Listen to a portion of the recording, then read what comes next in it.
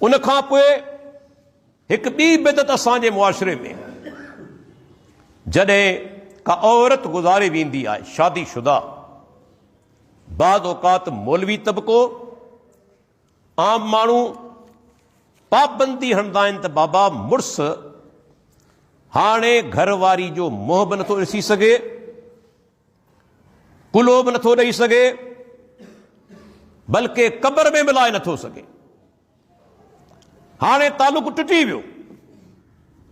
यादि रखी छॾियो, इहा सोच जाहिलाना सोच आहे। इस्लाम जो इन सां को तालुक न आहे, बल्कि दीन इस्लाम त एतिरे क़दर असांखे ॿुधायो आहे। हदीस आहे इब्न माजा जी 1465, अल्लाह जे प्यारे पैगंबर मुहम्मद रसूलुल्लाह सल्लल्लाहु अलैहि वसल्लम जिन फरमायो, सैयदा आयशा रज़ी अल्लाह अन्हा खे हिकु दफ़े ख़िताब करे, तो आयशा जे कॾहिं तूं मूंखां अॻु में गुज़ारे वईं आऊं तोखे गुसल ॾींदुसि। ही सही सनद सां हदीस आहे। माना मुड़ुस पंहिंजी ज़ाल खे गुसल ॾेई सघे थो। ऐं ख़बर अथो, सैयदा फातिमा रज़ी अल्लाह अन्हा वसियत कई, जॾहिं गुज़ारे वञा मूंखे गुसल सैयदना अली इब्न अबी तालिब रज़ी अल्लाह अन्हु ॾे। दारकुतनी, मुसन्नफ़ अब्दुर रज़्ज़ाक़, बैहक़ी हसन सनद सां रिवायत मौजूद आहे। सैयदा फातिमा रज़ी अल्लाह अन्हा वसियत कई त मूंखे गुसल सैयदना अली इब्न अबी तालिब रज़ी अल्लाह अन्हु ॾे, ऐं सैयदना अली इब्न अबी तालिब रज़ी अल्लाह अन्हु गुसल ॾिनो। ऐं घरवारी घरवारे खे गुसल ॾेई सघे थी। जी इब्न माजा जी हदीस आहे 1464, सैयदा आयशा रज़ी अल्लाह अन्हा फरमाए थी, जेका शइ असांखे बाद में मालूम थी, उहा जेकॾहिं अॻु में मालूम थी वञे हा त अल्लाह जे प्यारे पैगंबर खे गुसल संदन घर वारियूं ॾींदा। इहा सही सनद सां हदीस आहे। वही सोचियो, जॾहिं घर वारो गुसल ॾेई सघे थो, छा मुंहुं नथो ॾिसी सघे? छा कुलो नथो ॾेई सघे?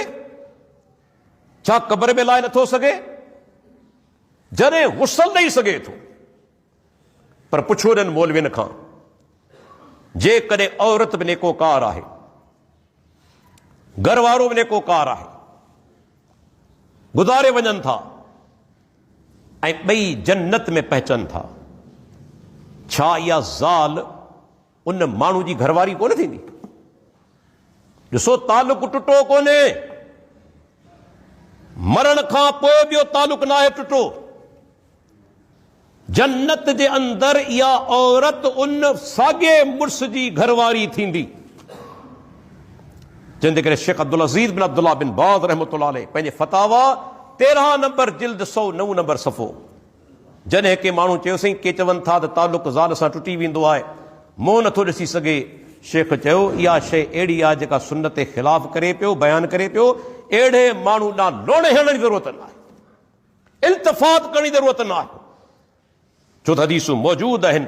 गुसल बि ॾेई सघे थो घरवारी खे, घरवारी घरवारे खे क़बर में बि लाहे सघे थो, कुलो बि ॾेई सघे थो, बल्कि जेकॾहिं नेकोकार आहिनि ऐं जन्नती आहिनि त जन्नत में ॿई हिक ॿिए जा, हू ज़ाल हुनजी थींदी, हू घरवारो थींदो।